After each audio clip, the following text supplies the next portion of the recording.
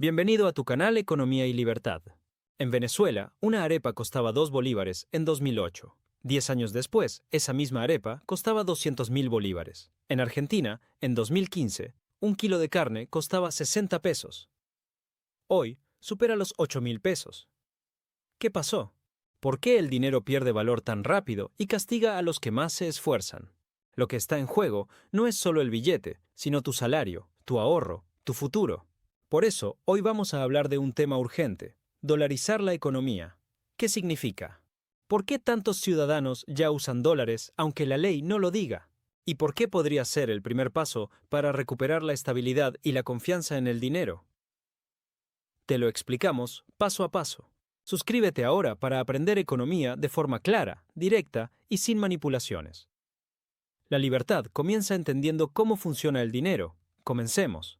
El dinero y su función olvidada: proteger el fruto de tu trabajo. Imagina que hoy tienes el dinero justo para comprar una bicicleta que cuesta 100. Decides esperar una semana. Guardas el billete pensando que valdrá lo mismo, pero cuando vuelves, esa bicicleta ya cuesta 200. Este efecto de pérdida del poder adquisitivo del dinero en economía se llama inflación. ¿Sabías que en Argentina, durante los picos de inflación más altos, muchas personas corrían a gastar su sueldo el mismo día que lo cobraban, porque sabían que en cuestión de horas los precios aumentarían?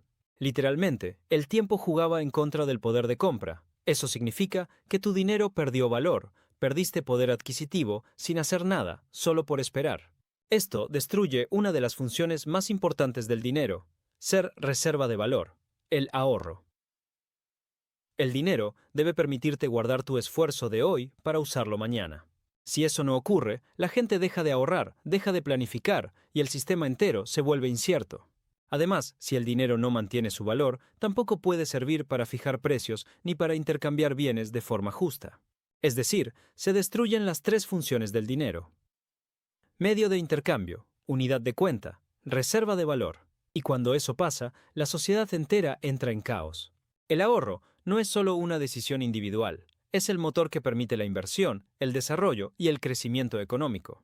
Una sociedad que no puede ahorrar, no puede acumular capital y, por tanto, no puede salir de la pobreza.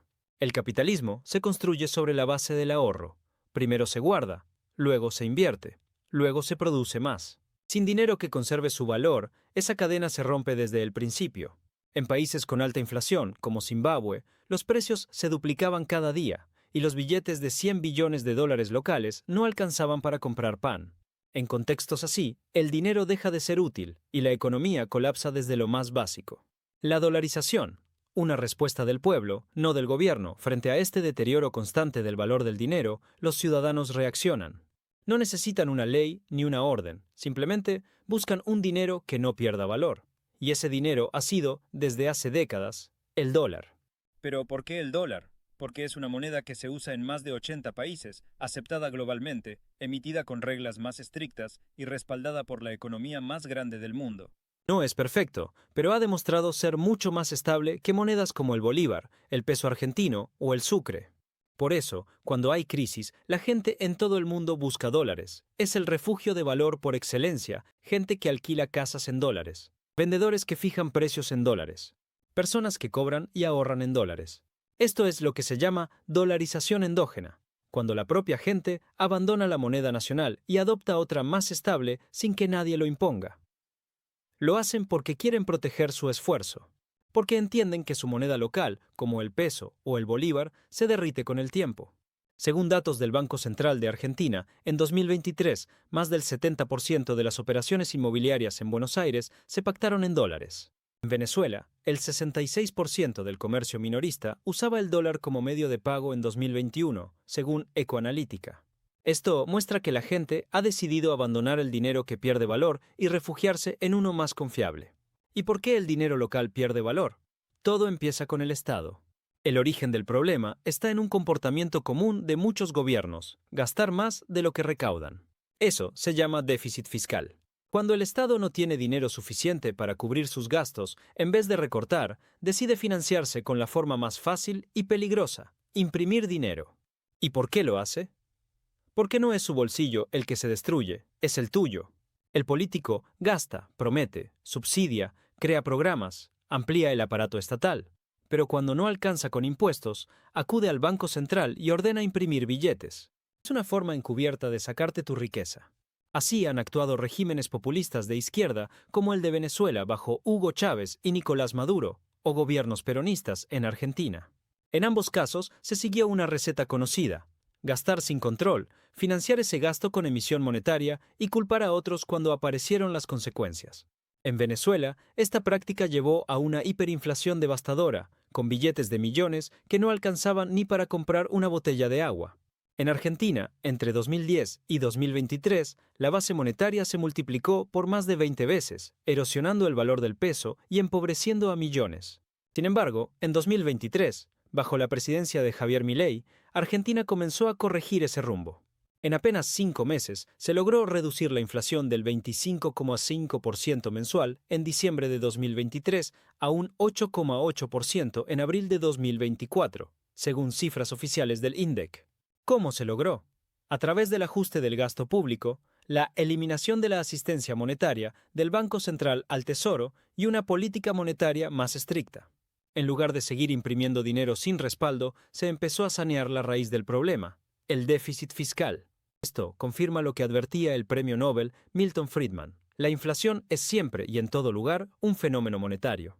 Cuando se frena la emisión, se frena la inflación. Cuando se disciplina al Estado, se protege al ciudadano. Esto ocurre porque el dinero nuevo no representa riqueza nueva. Solo hay más billetes circulando, pero no más bienes ni servicios. Eso hace que los precios suban. Además, muchos estados recurren a los bancos centrales como mecanismo de financiamiento constante. El caso argentino es claro. En 2022, el 58% del déficit fiscal fue cubierto con emisión monetaria, según datos oficiales del Ministerio de Economía. El impacto, el control de precios y el nuevo desastre provocado por el propio Estado.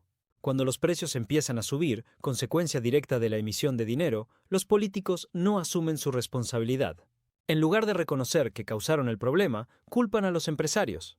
Acusan a los comerciantes de especuladores, de codiciosos y, como solución, imponen controles de precios. Pero los controles no detienen la inflación, la ocultan y generan un problema aún peor: escasez. Si producir algo cuesta 300, pero el Estado te obliga a venderlo a 200, simplemente dejarás de producirlo. ¿Quién va a fabricar una hamburguesa si tiene que venderla por menos de lo que cuesta? Eso fue lo que pasó en Venezuela con los alimentos, medicamentos y productos básicos. Y también ocurrió en Argentina con combustibles, alquileres y productos de primera necesidad.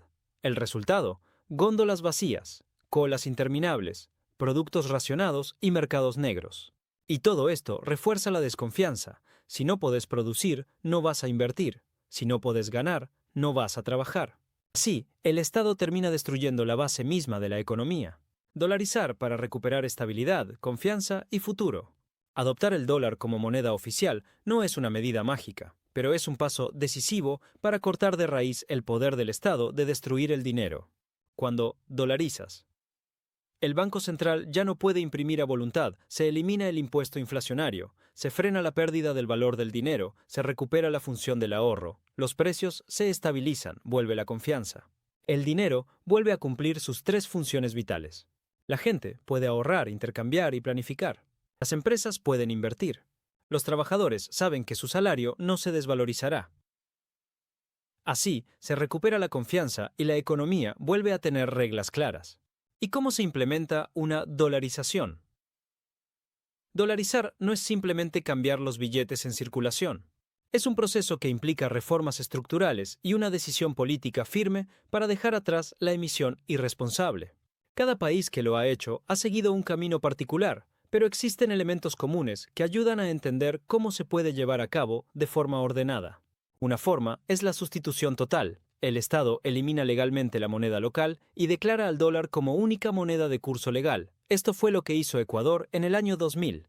Otra vía es permitir una libre competencia de monedas, donde el dólar convive con la moneda local y los ciudadanos eligen cuál usar.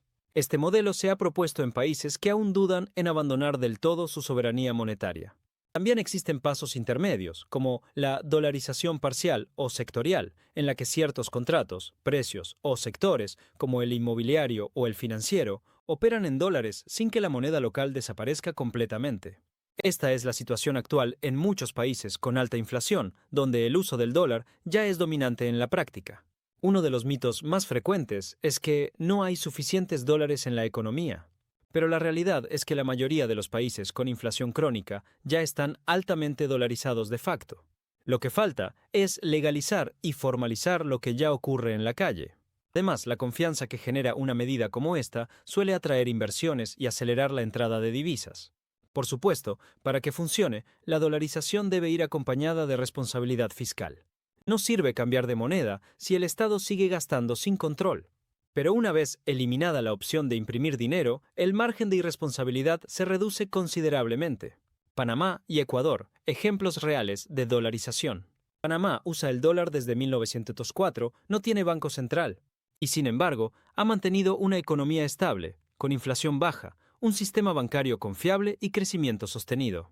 A pesar de no poder imprimir su propia moneda, ha sido uno de los países con mejor desempeño económico en la región. De hecho, Panamá ha mantenido una inflación promedio inferior al 2% durante décadas, incluso en momentos donde otros países sufrían crisis monetarias graves. Ecuador adoptó el dólar en el año 2000, luego de una crisis financiera y una inflación descontrolada. En el año de la dolarización, la inflación era del 91%. En solo 2 años bajó a menos del 10% y en 5 años el país ya vivía una de sus décadas más estables macroeconómicamente.